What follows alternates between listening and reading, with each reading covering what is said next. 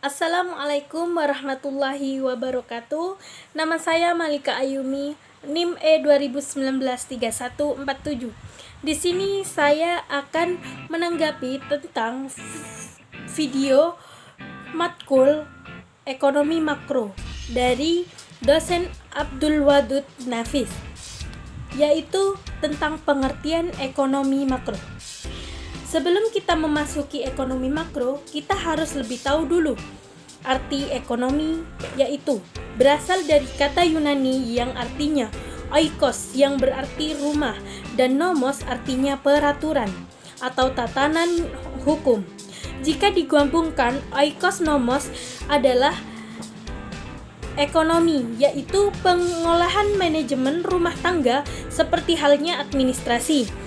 Ilmu ekonomi adalah sebuah cabang ilmu yang mempelajari tingkah laku manusia dalam usahanya untuk mengolah segala sumber daya untuk mencapai tujuan.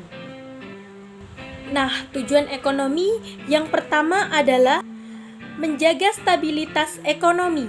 Yang kedua, mengontrol tingkat inflasi suatu negara. Yang ketiga, membantu pendapatan nasional. Yang keempat, membantu pemerataan pendapatan. Nah, pembagian konsep ekonomi ada 3, yaitu deskriptif, terapan, dan teori. Yang dimana artinya deskriptif adalah kajian yang memaparkan secara adanya tentang kehidupan ekonomi suatu daerah atau suatu negara seperti Orde Baru. Terapan, cabang ilmu yang membahas tentang penerapan teori ekonomi rumah tangga, misalnya perusahaan, perbankan, dan ekonomi moneter.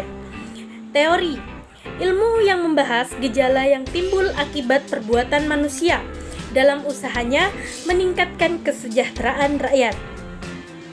Ilmu ekonomi teori ada 2, yaitu ekonomi mikro dan ekonomi makro. Di sini ekonomi mikro adalah ilmu yang mempelajari perilaku konsumen, perusahaan, serta harga pasar dan kuantitas faktor input barang jasa yang diperjualbelikan. Yang kedua yaitu ekonomi makro.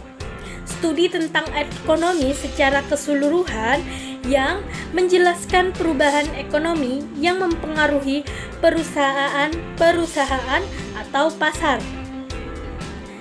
Adapun konsep dasar ekonomi makro. Yang pertama yaitu pendapatan dan pengeluaran, di mana pendapatan pengeluaran harus jelas asal-usulnya. Yang kedua, pengangguran. Yang ketiga, uang dan fungsinya. Apa itu uang serta fungsinya. Yang keempat, inflasi, defisi, keluar masuknya suatu barang. Yang kelima, permintaan agregat dan penawaran agregat. Yang keenam, keseimbangan LS dan LM. Yang ketujuh, ekspor dan impor, di mana harus jelas ekspornya berapa, impor pendapatannya di suatu daerah itu berapa. Lah, di sini ada perbedaan ilmu